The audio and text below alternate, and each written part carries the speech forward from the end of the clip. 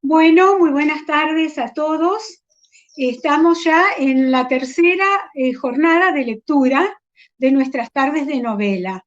Y hoy nos toca la novela ya elegida por la SADE filial Santa Fe, que pertenece a una de nuestras socias, a nuestra querida Elsa Pomi. Y la novela en cuestión es El relato de la estrella, que ya se las estoy presentando. ¿La ven? ¿La ven bien? El relato de la estrella. Bueno, esta novela tiene una portada precisamente pertenece a una pintura de nuestro Museo de Artes Visuales y se llama Sauces y Tunas. Y ya van a ver por qué se llama Sauces y Tunas, esta muy bien elegida portada de la novela El relato de la estrella. Voy a poner primero a consideración de ustedes, a conocimiento, algo de la biografía de Elsa Pomi, una multipremiada Elsa Pomi, profesora y licenciada en inglés. Trabaja como profesora en establecimientos educativos de nivel medio y superior en la ciudad de Santa Fe. Trabajos publicados y premios literarios obtenidos. Participación en las antologías del taller literario coordinado por el escritor Antoniazzi, Carlos Antoniazzi. Segundo premio en el certamen de cuento breve Gastón Gori del año 1999. Segundo premio del concurso nacional de poesía de la colección de la Abadía en 2006. Premio Poesía Ciudad Concurso Nacional de Cuento y Poesía de la Asociación Civil de Arte y Cultura de Merlo en el 2007. Mención en el certamen de cuento breve Gastón Gori en el 2008. Mención única en el certamen de novela Leoncio Gianello, 2008. Primer premio en poesía en el certamen Elda Mazzoni y primer premio en narrativa en el mismo certamen 2010. Finalista en el certamen organizado por la Biblioteca de la Ciudad de Paraná. Primer premio en el concurso provincial de cuentos, 40 aniversario, Federación de Bibliotecas Populares de Santa Fe en el 2013. Y precisamente en el 2013 es cuando obtiene este premio a la producción literaria local por su novela El relato de la estrella. Bueno, voy a comenzar diciéndoles que es una realidad conocida, que la escritura literaria se funda no tanto en lo que se dice, sino en cómo se lo dice. El manantial de ese cómo surge del oficio y talento. Les voy a pedir que apaguen el micrófono, por favor. El manantial de ese cómo surge del oficio y el talento de quien escribe. El oficio de Elsa Pomi se despliega tempranamente en la construcción de la trama. 3 relatos, 3 voces contrapuestas, 3 visiones se complementan, se contradicen, se yuxtaponen en el armado, y el cómo se dice se vuelve absolutamente original. Actúa a la manera de un caleidoscopio que dibuja en el fondo imágenes cambiantes y dinámicas. Para continuar con esta metáfora arquitectónica, yo le voy a decir que los 3 pilares sobre los que se funda esta novela son el relato del armador, la historia de Ana y el relato de la estrella. La narración se inicia con una historia muy sencilla. 3 hermanas y una tía son citadas por la madre para compartir un fin de semana en el campo de los sauces. No se especifican los motivos de la cita, porque más que una invitación, es una cita, lo de esta mamá. El primer relato es el de Enrique. Enrique es el novio de Ana, el que llamamos el armador, o Elsa le llama el armador de la historia.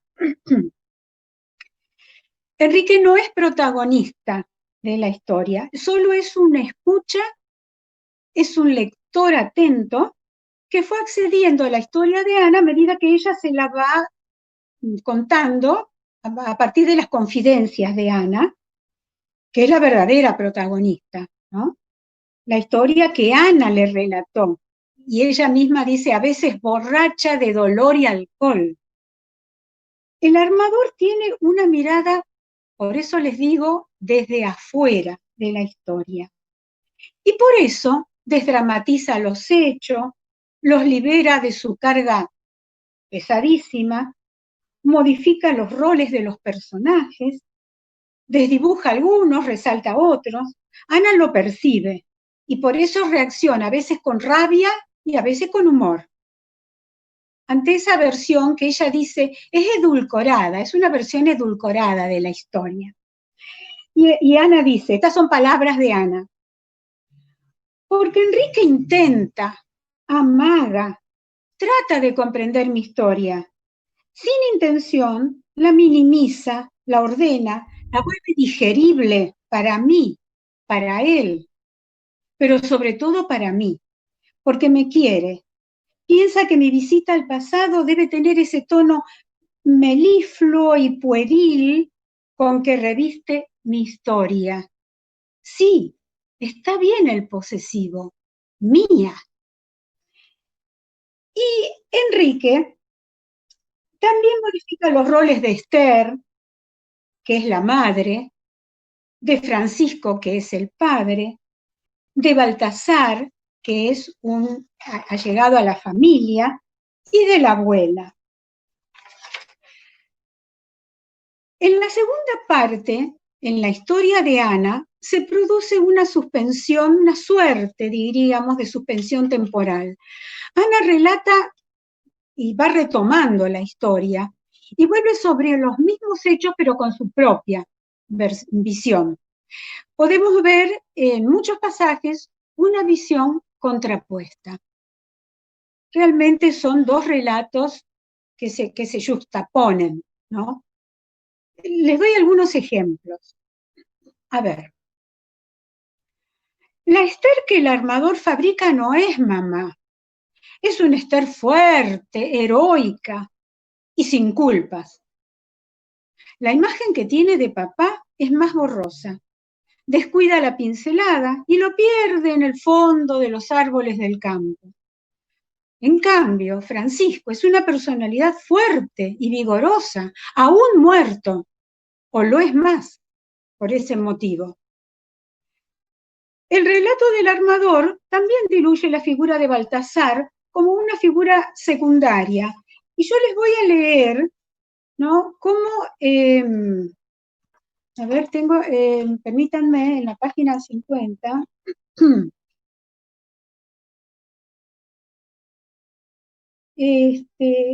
cómo cómo desdibuja la figura de Baltasar, que es importante, aparece como un personaje secundario, pero en realidad para algunos personajes de la historia, como para la mamá, es un personaje central, Baltasar, ¿no?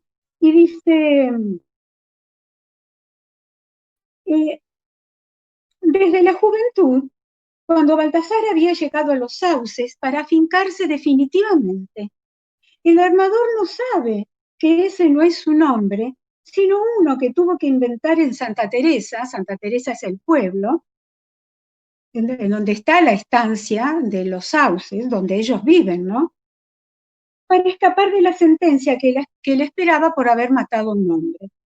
Baltasar fue honesto con papá y mamá. Yo vivía en Pacheco, les dijo. Estaba casado con una mujer que no les voy a nombrar.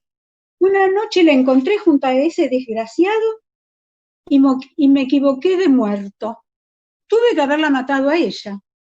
Si usted me acepta, acá me quedo, para lo que usted guste. Y si no, lo entiendo.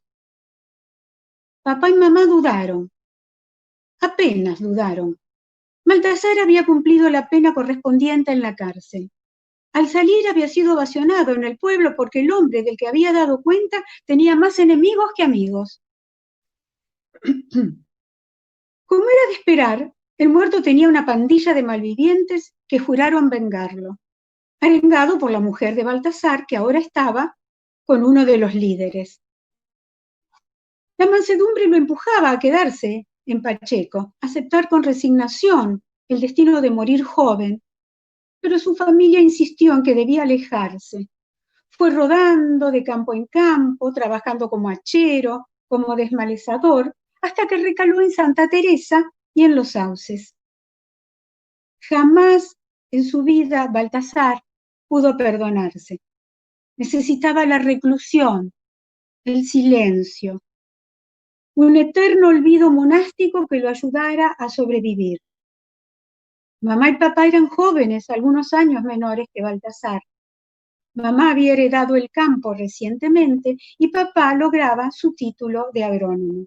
Baltasar se convirtió en lo que sería por el resto de su vida, uno más entre nosotros.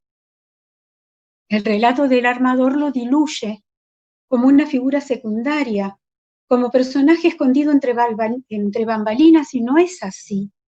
Fue como un padre para nosotras, un leal compañero de trabajo de papá, siempre secretamente enamorado de Esther. Sufrió con ella, escondido sus sentimientos tras su expresión tranquila. Compartió cada angustia sin hacer la voz, temblando de ganas de abrazarla cada vez que Francisco la hacía sufrir. Aún hoy es así. No sé qué sería mamá si Baltasar no estuviese a su lado. Y realmente es una descripción hermosa de este personaje que aparece como secundario, pero que no lo es tal, ¿no? La abuela, en el personaje, en el relato del armador, también aparece despintada. Sin embargo, tenía un fuerte impacto en la vida familiar. Fue el alma mater de la cultura en Santa Teresa, que era el pueblo, quien traía las novedades de la ciudad, los libros de la biblioteca, la vanguardia de la moda y, para vergüenza de la familia, una de las primeras mujeres en el pueblo que osó calzarse pantalones y fumar. Y en otros pasajes, Ana realmente se subleva con humor, y se los voy a leer porque está muy bien esta sublevación de Ana con humor. Porque dice, el armador, o sea, Enrique, su novio, ¿no? Habla de mis otros amores como amantes y dice con ostentación, su vida amorosa era, para sus propios cánones, satisfactoria, lo suficientemente independiente para no hacerle sentir que iba a reventar de esclavitud y al mismo tiempo poblada, por así decirlo, de señores inteligentes, comprensivos, con buen humor. Esto es algo que solo un hombre puede escribir. El pragmatismo o cinismo de definir una vida amorosa con el epíteto satisfactoria no es femenino. También hay un pudor muy machista de referirse a la vida amorosa y no sexual. Imagina mi vida en parcelas más propias de la vida de un hombre. Eso me tienta a creer que está proyectando su experiencia en la mía. ¡Qué soberbia, armador! ¡Y qué error! No puedo siquiera disociar mi cara de mi pelo, mi alma de mi cuerpo.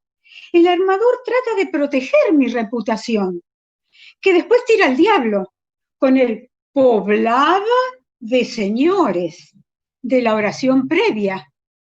Se coloca a sí mismo en una posición de humildad. ¿Se verá en esta línea de señores inteligentes y con sentido del humor? ¿O pensará que eso fue el pasado? Y ahora él, desde su cúspide de armador, termina de embaldosar mi vida observándola desde las alturas.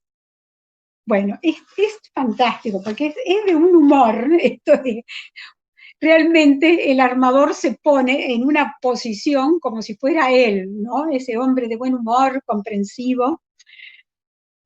Pero lo que más le irrita a Ana, lo que más le duele profundamente, es la visión del armador sobre el verano que las tres hermanas compartieron con su padre en el mar.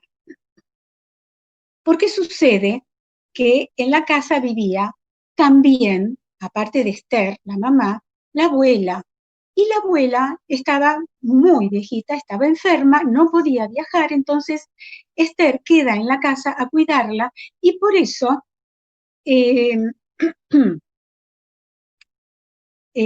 Ana, sus dos hermanas, o sea, las tres hermanas y, eh, y el papá viajan al mar y viajan solas, sin la mamá.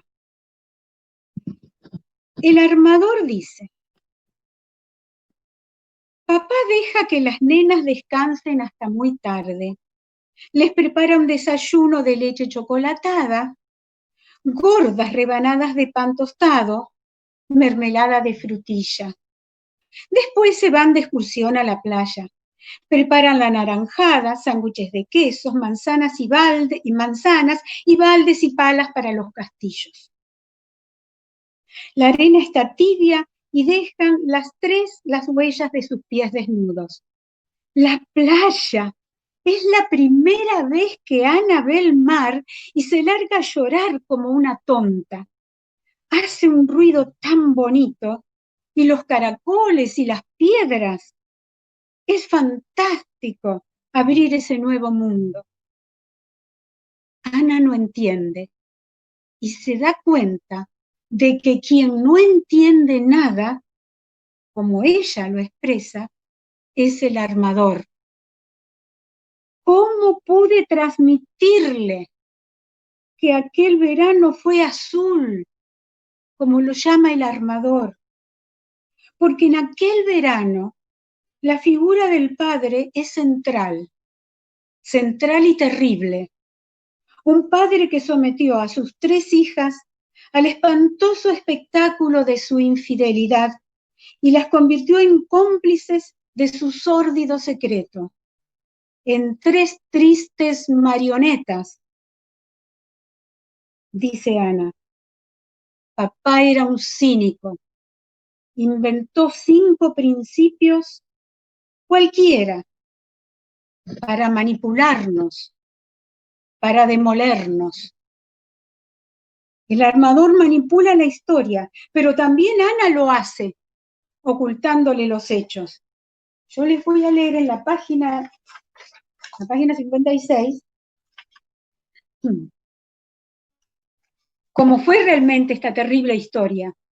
Esta terrible historia, que cuando Ana dice nos convirtió en 3 tristes marionetas, en realidad decretó el fin de la infancia, porque si los sauces, esa estancia de los sauces, había sido la infancia, el paraíso terrenal, la inocencia, este terrible hecho decreta el fin de la infancia de las 3 hermanas. Y que además, después yo algo les voy a decir, ustedes pueden profundizar con preguntas, cómo cambian las personalidades de estas hermanas a partir de este terrible hecho. Dice así, el armador construye la historia, dice que aparece como una visita escondida del verano azul. Se la sospecha en la escapada de papá al pueblo por un accidente que Ana había tenido en la cabeza. Una sola escapada, armador.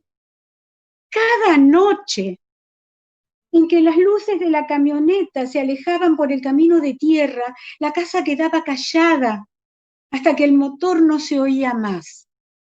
Parecía que las tres queríamos hacerle la situación más difícil a mamá, porque parábamos nuestros juegos y la mirábamos. Después todo volvía a su rutina de Scrabble, de las cartas, del teatrillo de títeres. Y Esther se sentaba en la ventana y se adueñaba de todos los silencios del universo. No, perdón. Esto es cuando, perdón, esto es cuando Francisco hace sus habituales escapadas a sus diferentes aventuras. No es el momento del verano. En el momento del verano es terrible, porque después lo cuenta bien Ana, cuando el padre desaparece de la casa todas las noches con Leticia, a las que ella llamaban la tía Leti.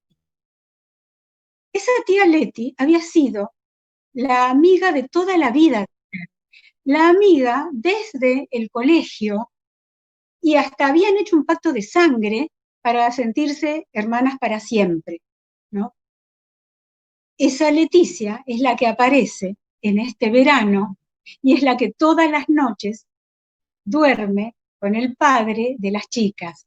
Y es terrible porque la más pequeña, Inés, escucha desde su habitación como ruidos de ratones y le dice a Mercedes, la hermana mayor, ¿qué son esos ruidos? Y le dice Esther, son ratones que están en la habitación de al lado. Ah, dice, yo le voy a preguntar a Ana. No, déjala tranquila, Ana. Y la frena, porque en realidad ninguna de las tres hermanas escapa a este secreto, ¿no? Y entonces, a ver si yo lo encuentro acá, el secreto del verano. Extrañamente, ya les voy a relatar esa parte del verano, extrañamente, por motivos concatenantes, adquieren un papel protagónico tres elementos que no son seres de carne y hueso. El secreto del verano, una biblioteca y una estrella. Bueno.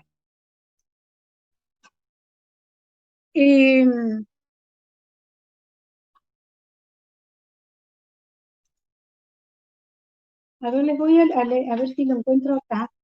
Espérenme un momentito.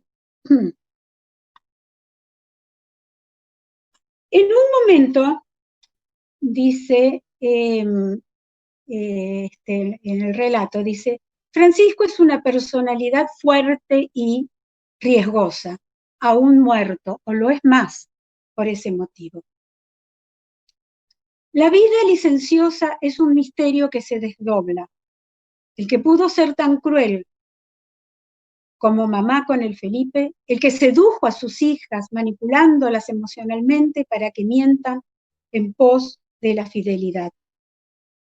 Y entonces les empieza a decir en este verano cuáles son las 5 puntas de una estrella que él inventa para manipular a sus hijas, ¿no? Las hace jugar a la búsqueda del tesoro para tenerlas entretenidas, digamos, ¿no? Para que no se den cuenta de la verdadera relación, porque por momentos él desaparecía también de la playa y se iba con Leticia. Y entonces, las nenas prometen no contar nada. El padre les dice, no le cuenten, mamá se va a poner triste. Entonces las nenas prometen no contar nada. Están tan felices.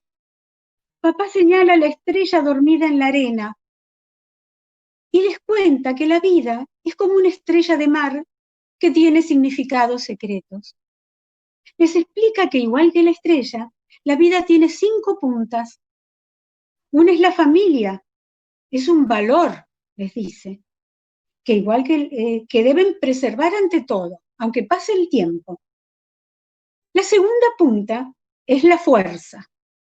Dice papá que el mar puede traernos olas que arremeten y nos quieren arrastrar con ellas, pero nosotros debemos ser firmes como esas rocas que están allí, junto a la costa.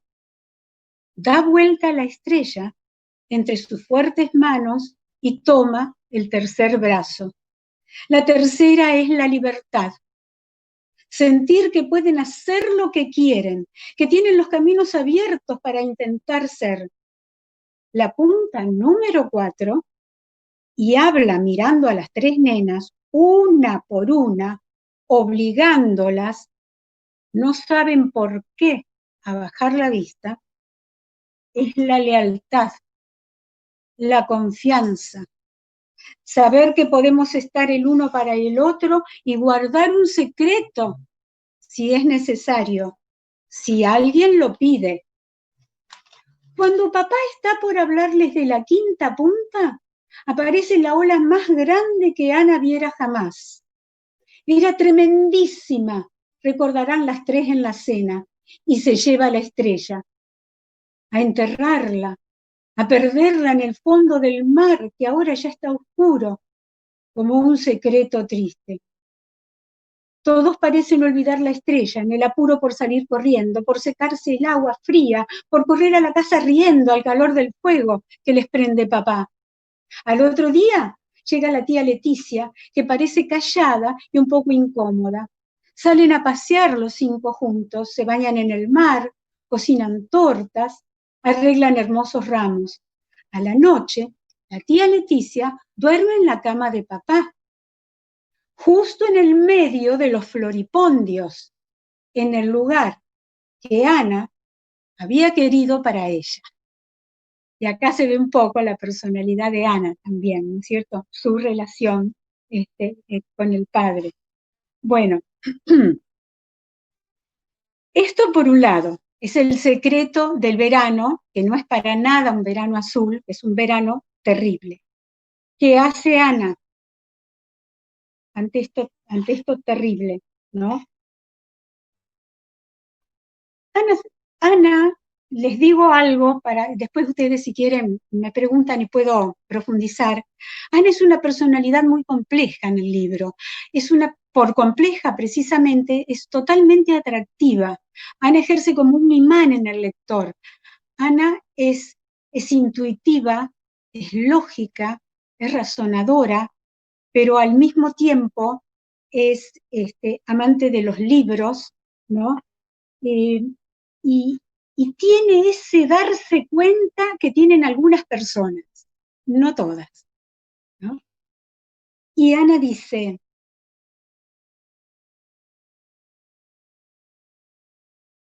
no quiero remover el tarro de gusanos, es demasiado tarde. Brotan por sí solos, con nombres propios, y se cuelan por todas partes. Nunca supe cómo empezó lo de papá con Leticia.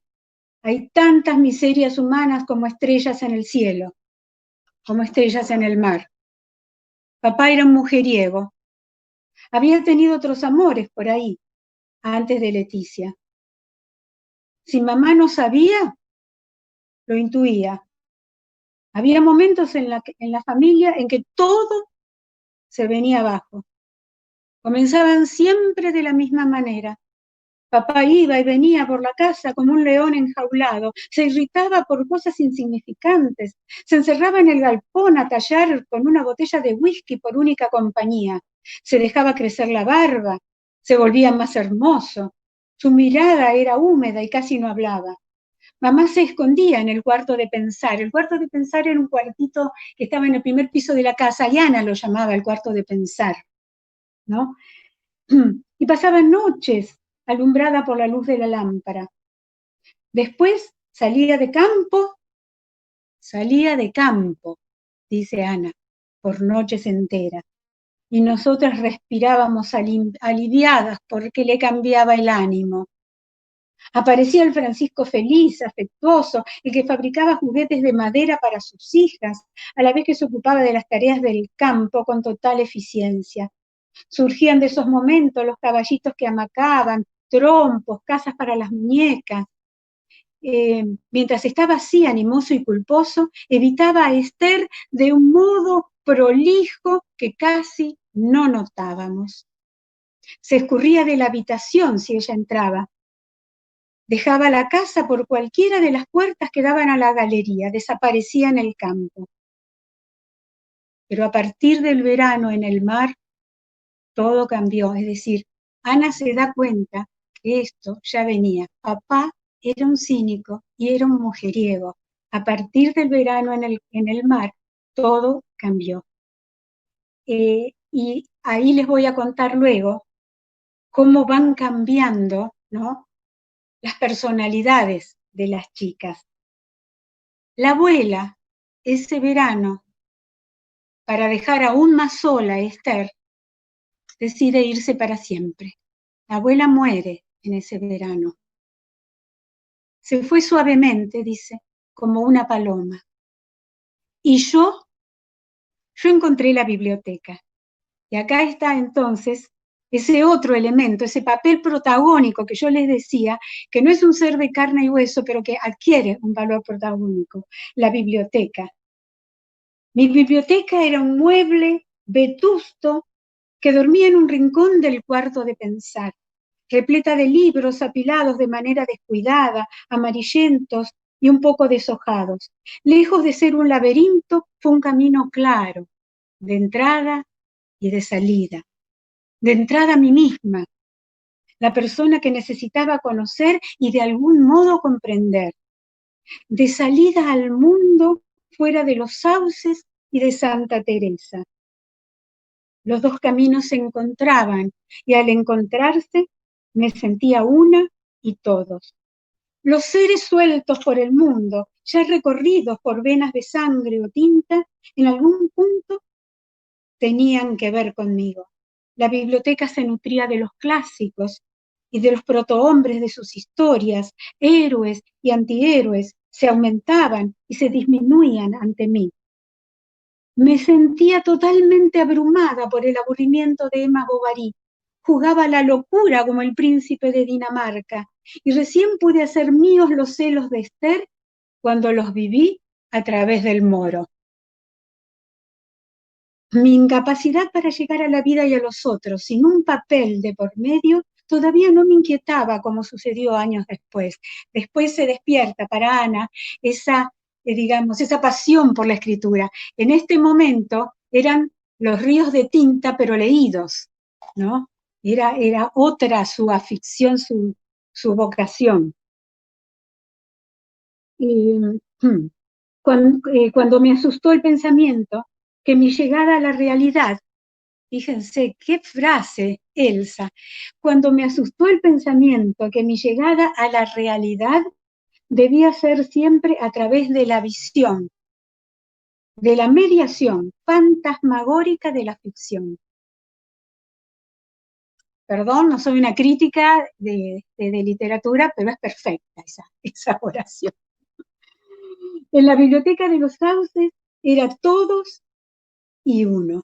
Así que podía dejar de ser yo misma, olvidarme de mi existencia mezquina y culpable y unirme en una hermandad planetaria con puntos de luz desparramados en forma caprichosa. La biblioteca también me dio la palabra.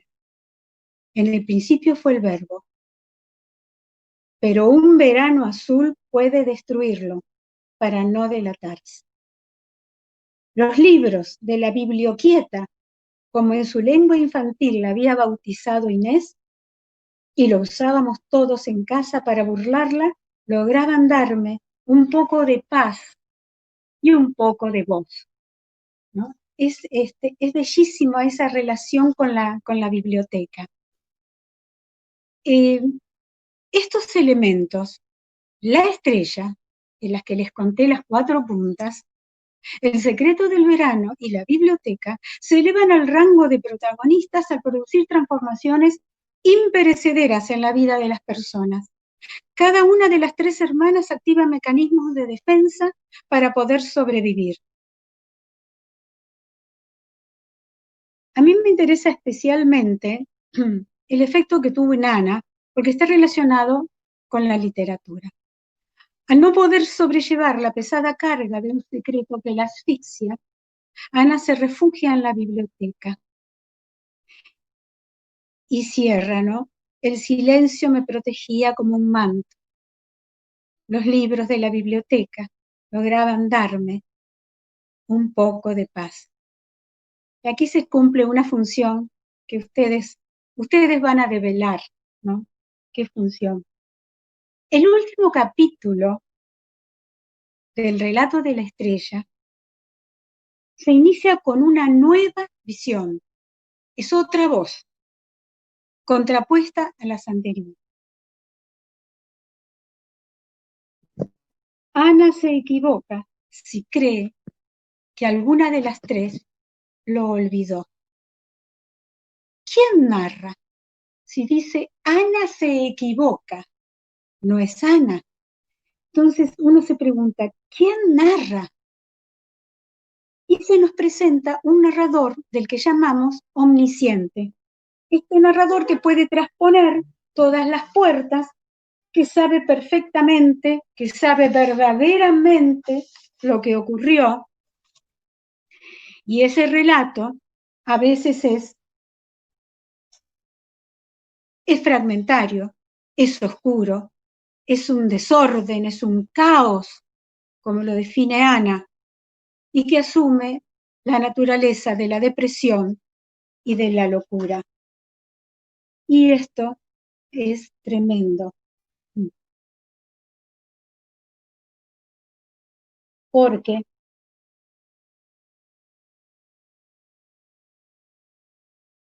Ana, después de haber vuelto, dice este narrador, después de haber vuelto del campo, deja a su sobrina, que había viajado con ellos, ¿no?, en la casa, y lee la historia que escribió Enrique. Ana había entrado en el infierno, cae en un pozo depresivo que el psiquiatra se obstinaba a calificar como trastorno de ansiedad. No tuvo el suave desliz por por el nerviosismo, luego la angustia y por último la pasividad que suele acompañar a estos estados, sino que fue abrupta. De un día para otro, Ana se niega a salir del departamento, bañarse, cambiarse, ver a su familia, amigos. Le consiguieron una licencia psiquiátrica en su trabajo y entra en este estado de locura. Y en este estado, Ana escribe, pero fíjense ustedes, yo quiero mostrarles las cosas que escribe Ana. Apuntes de Ana en la locura. Quédate si quieres a mirar al que fuiste. Yo parto al encuentro del que soy, del que ya empiezo a ser. El hombre empieza donde muere. Voy a mi renacimiento. Octavio Paz. También esto escribe Ana. En la carta de mamá decía, este fin de semana quiero que nos reunamos las 5 en Los Sauces. Tus hermanas, vos, Leticia y yo. Tengo muchísimas ganas de verlas a todas juntas y algo muy importante que decirles. No les quiero adelantar nada porque es un secreto, pero algo ya te debes estar imaginando, ¿no? Imaginación de Ana volando por todas partes. Mamá nos acusa una a una de nuestra traición, suicidándose luego. Mamá se suicida y cuando llegamos encontramos su cadáver envuelto en su vestido de novia.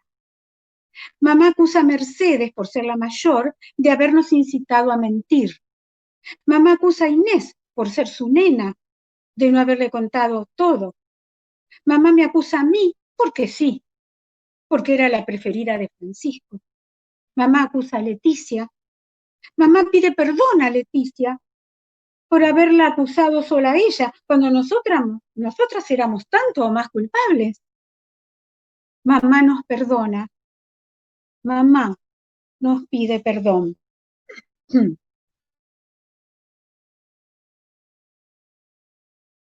Retoñarán aladas de sabias sin otoño, reliquias de mi cuerpo que pierdo en cada herida, porque soy como el árbol talado que retoño, aún tengo la vida. Así es, querido Nano, aún tengo la vida. Y esta otra dice,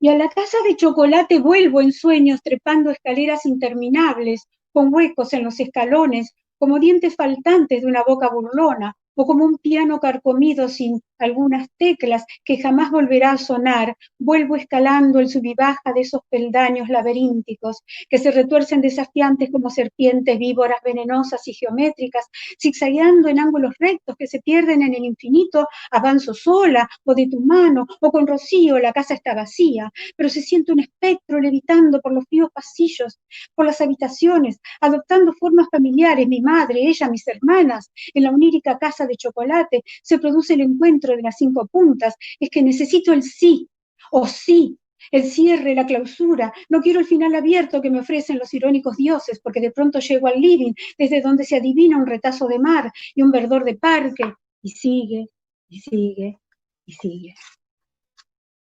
Ese pozo, ese abismo interminable en el que Ana ha caído, ¿no? Algunas mujeres traicionadas a lo largo de la historia.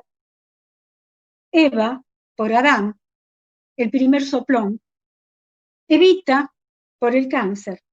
La Madre Teresa, por los pobres, que insisten en morir sin paz. Marilyn, por los Kennedy, por todos ellos. Simón, por todas nosotras. La Gioconda, por todos los críticos de arte, vivos y muertos, que intentaron comprender su sonrisa. Y después habla de Francisco y dice, Francisco, por no encontrar más bonitas figuras ocultas en la madera, absuelto. Por no dejarme oler más tu perfume que quedó en tu ropa, en tu almohada, absuelto. Por no conducir más la camioneta alejándose hacia el pueblo, absuelto. Por la falta que me hacen tus paseos en el tractor, absuelto. Por tus sobornos, seducción y mentiras, absuelto. Por no volver a enseñarme nunca más el nombre de todos los árboles y todos los pájaros del monte, absuelto. Por dejarte vencer por el aneurisma. Ah, no, eso sí que no te lo perdono, ¿no? Bueno, me pregunto esto y yo cierro para que ustedes me hagan preguntas. ¿Por qué este andamiaje de 3 historias que sostienen la novela? Yo creo intuir que si hay algo de complejo, de polifacético, de relativo y de múltiple, es la construcción misma de la realidad, la construcción de la vida, individual y colectiva. Sabemos que esa construcción es selectiva, porque en ella influyen las vivencias y la memoria. Y Ana dice al final, qué maldición puede ser la memoria. Yo dejo acá porque a mí me gustaría que me hicieran algunas preguntitas, porque este libro da realmente para tantas otras miradas, para tantos otros, digamos, vericuetos, laberintos, ¿no? que hay en él. Es un libro de Suralgo, y realmente un jurado de lujo, ¿no? Es el que premia esta novela, porque es de un andamiaje perfecto, es de una arquitectura perfecta. Cada uno de los relatos se concatena a pesar de sus juxtaposiciones y precisamente por sus contradicciones, ¿no? Es de un andamiaje que llama la atención. Bueno, si ustedes me quieren hacer algunas preguntas, yo encantadísima. Antes de que se nos vaya el tiempo. Pregunto, Beatriz. Todo esto, todas estas interrelaciones de traiciones, lealtades, mentiras expuestas, porque en el fondo no hay nada que esté oculto. Ujú, ujú. Me hace pensar que antes de caer en el tremendo pozo depresivo que es natural en el ser humano cuando vive fingiendo una realidad que no es tal, creo que la única tabla de salvación que tuvo y que debe haber seguido teniendo hasta que la depresión la demolió, fue la catarsis de la literatura. Sí, Primos ríos de tinta que lee sí, y después por su propia mano. Es sí. decir, esta famosa catarsis del griego, del pueblo griego frente a la obra de teatro que se presenta frente a ellos en el gran foro, en el gran teatro, hace que el público en un momento dado expanda sus sentimientos y estalle.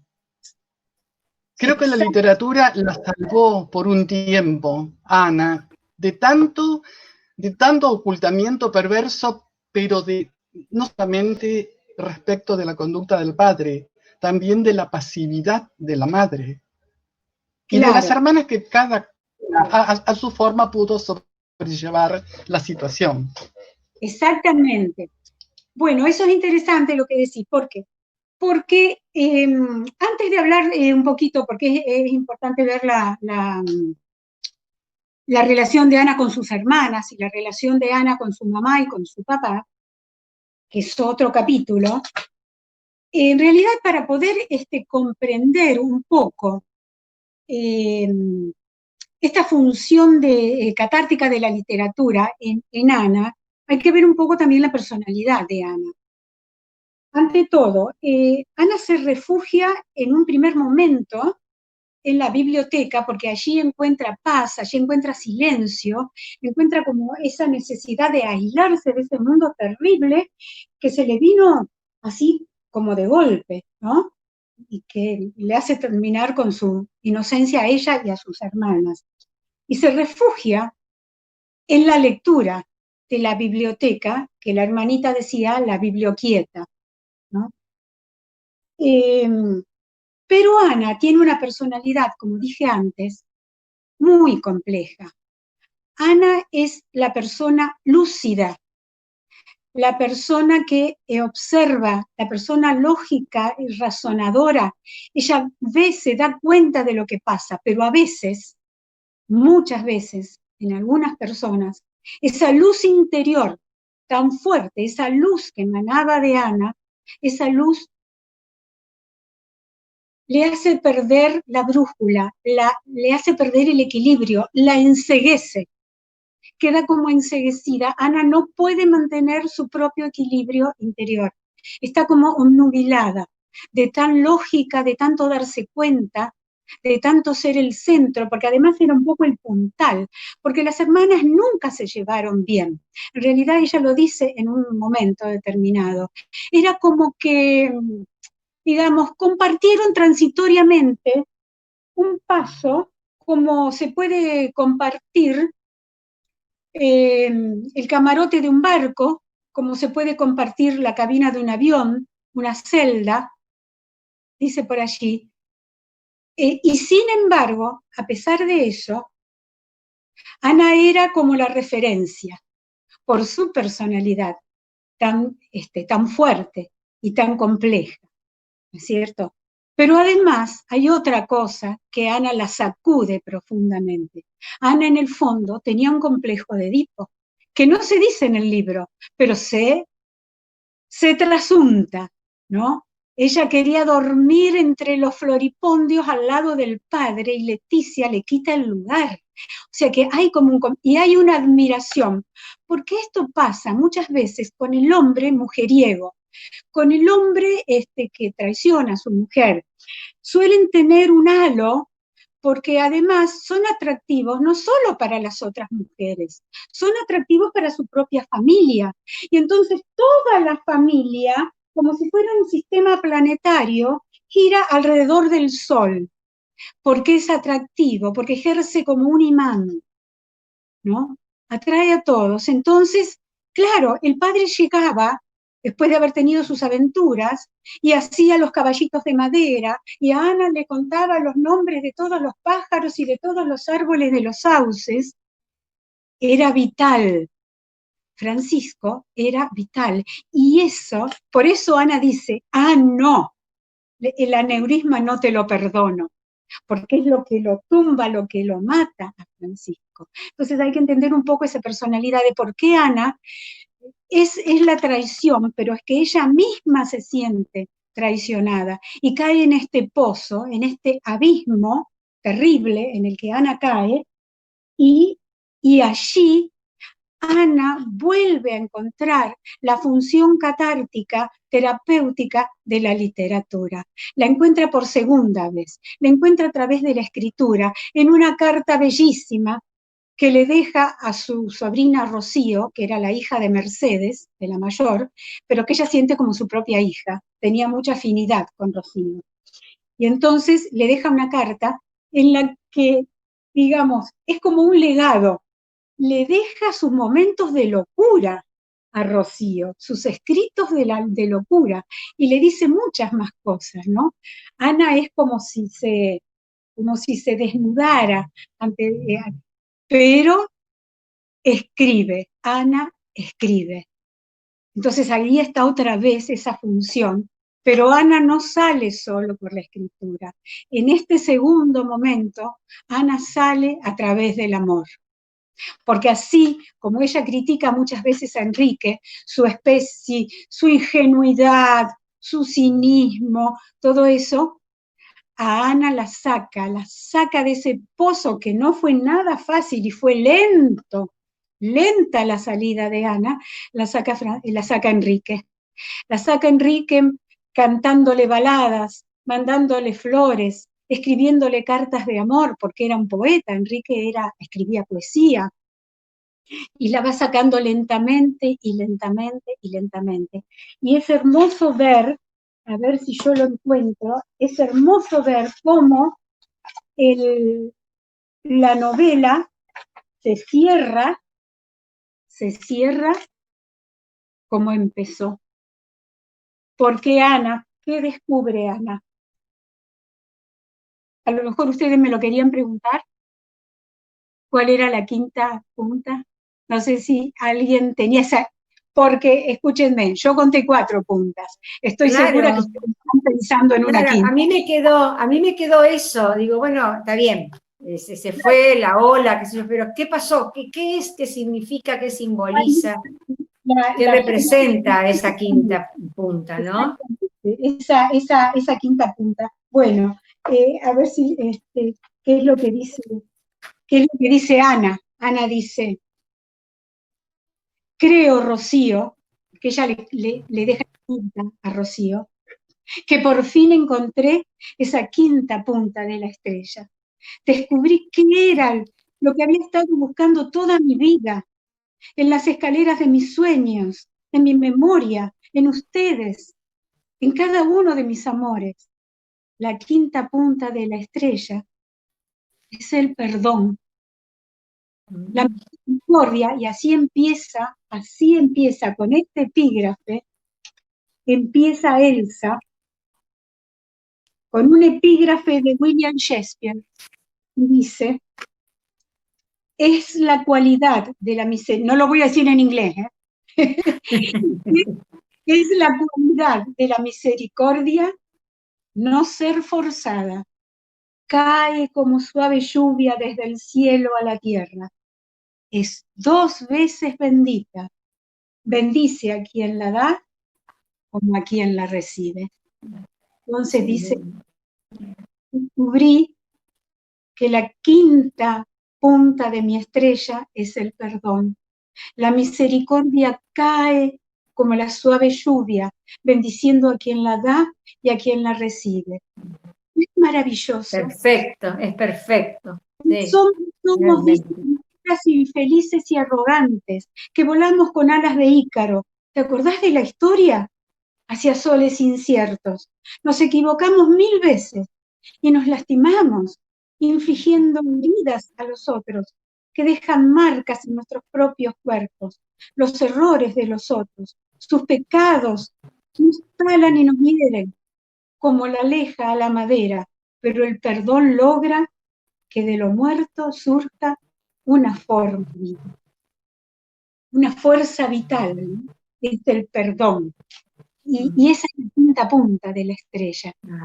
Perfecto. Entonces, cierra totalmente, y cierra la novela como la empezó, es decir, como un giro de 160 grados, ¿no? Una belleza. No sé si quieren preguntarme algo más, porque era para tanto. La historia me parece fascinante, realmente maravillosa. Así que bueno, yo te agradezco, Beatriz, que nos hayas contado y nos hayas puesto, sembrado el interés por saber más, que yo creo que eso es muy importante, cuando uno se entera de algo que dice un libro, una novela, y queda prendido con eso, ese interés, bueno, después hay que leerla. Sí, Es la única forma de seguir y de estar satisfecho de alguna manera, ¿no es cierto? Porque acá la tenemos a la autora. Por ejemplo, si yo hubiera leído el libro, que, perdón, ¿se quedó Lu? yo te hubiera hecho tantas preguntas a lo mejor. ¿Sí? ¿Hola? Se va cortando. ¿Se escucha? ¿Ahora? Sí, sí. Bueno, le hubiera hecho muchas preguntas a Elsa, que, bueno, que dan para después que lea el libro. Ya nos vamos a encontrar y te voy a preguntar muchas cosas, pero me parece maravilloso todo lo que contás, Beatriz, que el libro plantea, ¿no? Esa personalidad de esta mujer. Tiene tantas aristas, tiene como ella comienza. Es como un caleidoscopio, tiene tantas aristas, porque Ana no es una personalidad simple, y tampoco son personalidades simples, aparentemente son simples, Mercedes, Esther, Inés, pero no lo son. No, Empieza no se sabe. transformaciones a lo largo del libro, y sobre todo después de la tragedia del verano, y realmente son personajes en relieve, son personajes que tienen cada uno su propia historia y cómo ha manejado como mecanismo de defensa, cada uno su propia vida. Además la madre, ¿no es cierto? Esa como imposición, como vos lo dejás entrever, ¿no? Porque se vayan ellos al campo. ¿Qué hay atrás de todo eso? Hay algo, hay una intención oculta, Claro, ¿no? claro. Esa invitación. Esa mansedumbre, que uno no sabe si es una pseudo mansedumbre, ¿no? Esa mujer que se va dejando marchitar, es también una personalidad atractiva, ¿no? Para analizar. Bien. Digo, se me ocurre. Saca una fotito porque se va a cortar. Se me ocurre que sería bueno también, cuando podamos leer la novela completamente, deducir cuál es la relación que tienen las tres hermanas con la estancia de los Sauces, porque el ámbito geográfico, el hábitat de cada uno, también conlleva una cantidad de situaciones y de opciones que probablemente no se hubieran dado a lugar. ¿Cómo opera los Sauces como hábitat de las tres hermanas y del conflicto familiar? Así que esperemos leerla para poder tener esta impresión. La mano tuya. Yo diría, ¿alguien quiere hacer Clotilde? ¿Vos querías hacer una pregunta? Sí, decirle, bueno, nosotros leímos la novela de Elsa y nos encantó, pero también nos gustó mucho cómo fuiste llevando el análisis de este libro y muy bien elegidos los párrafos. Así que, bueno, felicitaciones a ambas, a la escritora por su obra y a la presentadora por este análisis. Se te corta, Nos encantó esta reunión de esta tarde. Les mandamos un beso fuerte.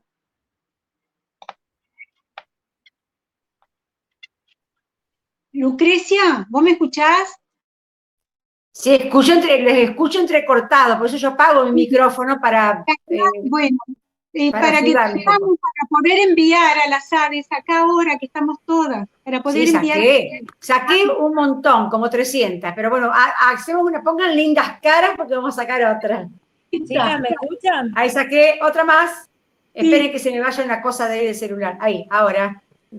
Dale. Bueno, tengo varias, después yo las selecciono. Nos mandamos a Buenos Aires, ¿verdad? Qué lindas que son. Chicas, ¿me están escuchando? No, yo después las acomodo y las mando. Sí, ¿qué querían decir, chicas? Yo agradecerte. Para esta preocupación. Yo corría, vamos a ser honestas, yo corría con cierta desventaja porque te tenía vos ahí. No, qué maravilla, me encantó la presentación, disfruté tanto, me gustó más que la novela. Estaba preocupada porque uno dice, ¿qué van a leer? ¿Qué leen de mi novela? ¿Qué pasa acá? Y fue todo tan